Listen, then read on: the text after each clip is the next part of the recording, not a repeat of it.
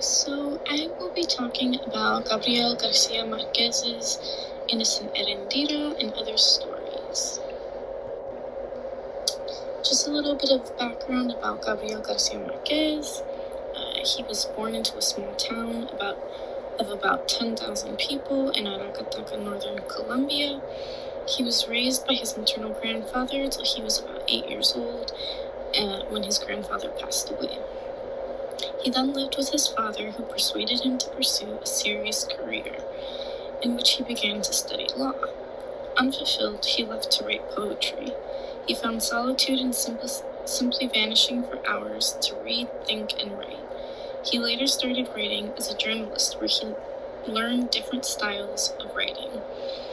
In 1955, 7 years after writing his book Leaf Storm, it was published.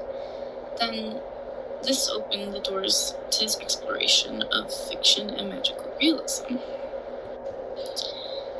Getting into Innocent Erendira, in this 1972 novella, Marquez tells a fictional story of a young girl named Erendira forced into prostitution by her cruel, controlling grandmother. She's forced to take care of her grandmother, and after accidentally setting the house on fire, her grandmother forces her to pay her back by selling her to older men. Through their travels to find men, a man named Ulysses falls in love with Erendira and attempts to offer her riches and freedom. She convinces Ulysses to kill her grandmother. Naive enough, he did, and Erendira ran away with the riches. So I think it's really important to note the significance of each character. I'll get into the grandmother first. She was depicted as a dominant, cold-hearted, and cruel woman who uses anything she can for personal gain. Her grandmother is a widow of a smuggler who saved her from prostitution when she was younger. The symbolism of her character, however, encompasses the idea of patriarch and dominance over women. Next character I'll get into is Erendira. Erendira was raised by her grandmother in a home built by her grandfather. She's portrayed as a quiet, passive granddaughter plagued by the family loyalty and traditions to serve and respect elders. Conditioned by tradition, she appears to be under a spell of torture disguised as duty. The symbolism of her role assumes property and obedience. Now on to Ulysses. Ulysses is a smuggler portrayed as a hopeful lover manipulated to kill. He appears as a naive symbol of freedom who would do anything for love. His role almost mirrors Erendira's grandfather's love for her grandmother. They don't touch on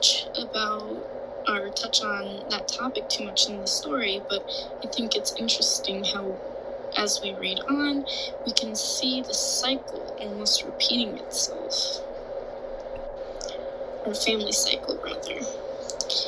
Now, it's also important to note a few of the figurative language aspects and then the magical elements. So, there are a few key details in the story where we can see not only the oppression of Erendira's grandmother, but also an oppressive environment.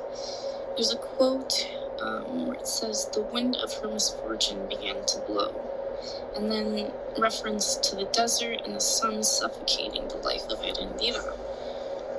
The supernatural/magical elements, the riches that Ulysses offers to Erendira are oranges, and inside these oranges, they grow diamonds, and I think this is like perfect imagery of the smugglers and also Ulysses' abilities to turn glass blue, and it's because of his loneliness and his need to love towards Erendira. Now getting towards the end, just to summarize the story a bit, Marquez tells a magical story of a young girl forced into prostitution to pay her grandmother back. In this fictional exploration of loneliness, we are quickly impacted by Erendira's cruel life. From the oppressive control of her dominant grandmother to the environment's suffocation, we feel her painful silence. The sad fairy tale paints a picture of cruel control and painful loyalty. Erendira and her grandmother traveled to find paying men when Erendira was met with the man who offered his love, riches, and freedom. After manipulating her lover, Ulysses, to kill her grandmother, Erendira leaves.